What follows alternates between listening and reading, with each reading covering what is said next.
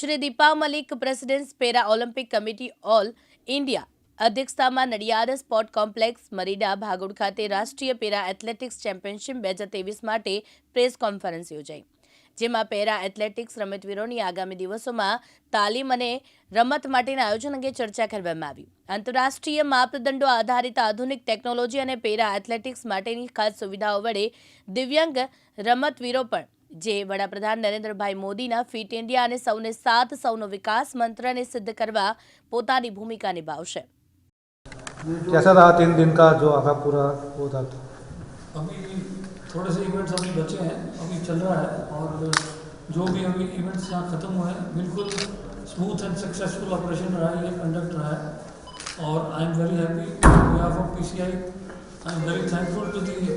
Para sports association of Gujarat and government of Gujarat that this has been a very successful event, although there have been a few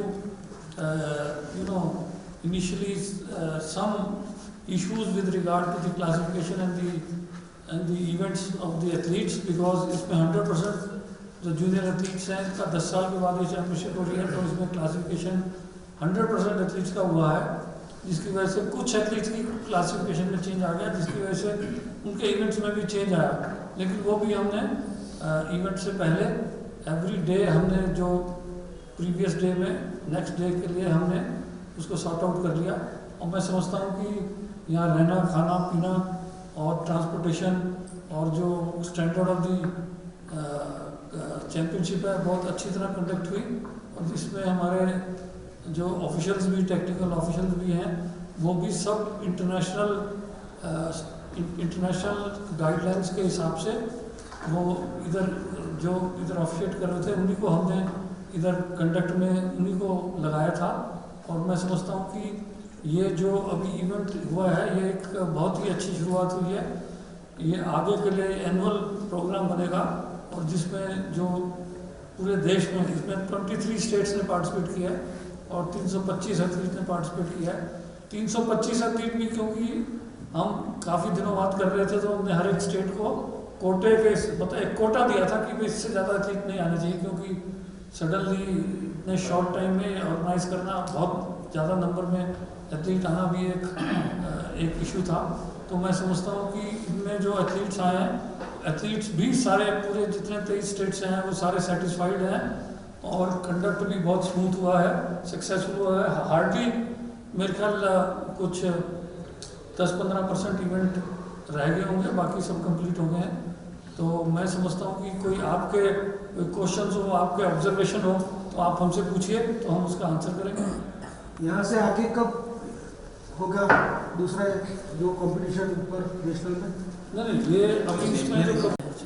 ji madam आज conference रखी है, किस वजह से रखी है, क्या कहेंगे?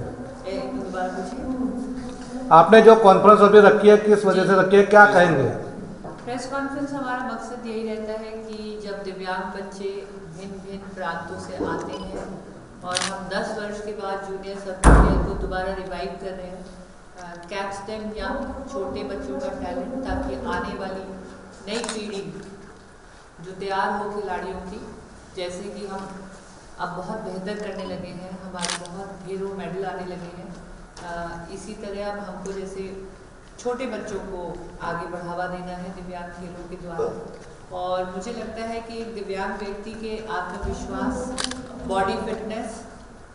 और कहते हैं सामाजिक इंटीग्रेशन जिसे हम कहते हैं इंक्लूसिव होना, वो सब एक बच्चे का जो अपनी कॉन्फिडेंस बढ़ता है, खेलों के माध्यम से एक बच्चा अपनी अपंगता से उठकर अपने आप को दिव्यांग बना सकता है। तो छोटे बच्चों में से ही हम जब ये खेल की भावना डालेंगे तो वो समाज की जो भी रूढ़िवादिता है या समाज की जो भी अपंगता के प्रति कोई नकारात्मक सोच है वो उसको अपने बलपूर्वक अपनी इच्छा शक्ति से खेलों के माध्यम से बदल सकते हैं। साथ ही ये कॉम्पिटिटिव स्पोर्ट है, इधर मेडल जीतने से, अपनी प्रतिभा दिखाने से ये बच्चे अंतर्राष्ट्रीय स्तर पर आगे हमारे देश की नुमाइंदगी करेंगे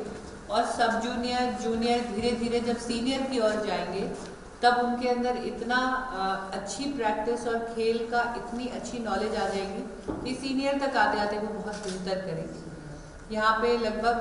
23 प्रांतों से हमारे बच्चे आए हैं। अप्रॉक्सीमेटली 400 बच्चों ने विभिन्न डिसेबिलिटी में पार्टिसिपेट किया है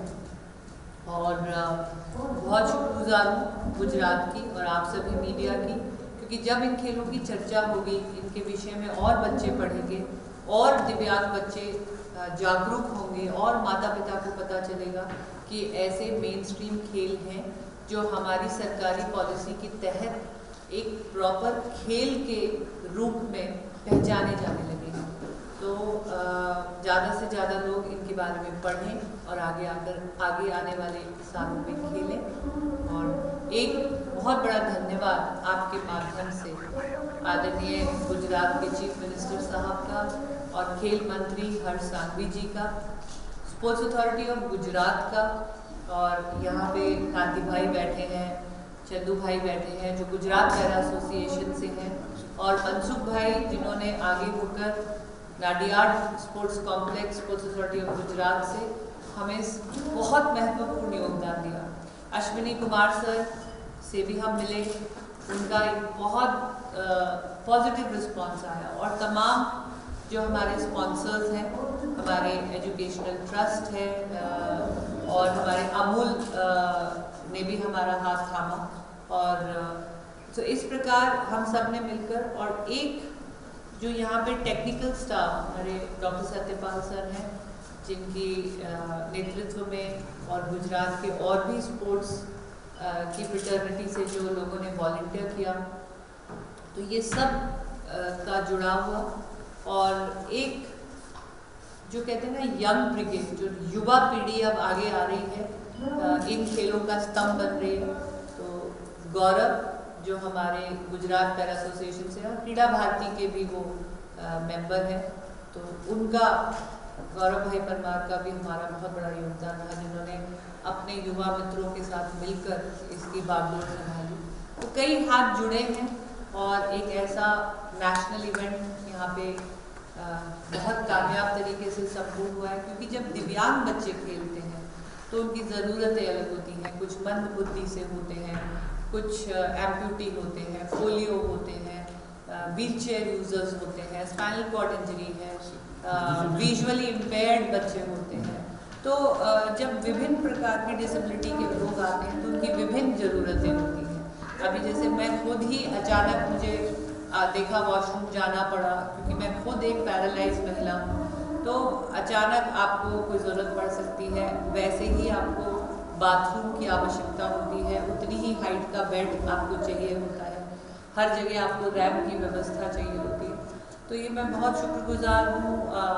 मनसुख भाई का और स्पोर्ट्स अथॉरिटी ऑफ गुजरात का, कि उन्होंने एक एक चीज़ का यहाँ ध्यान रखा।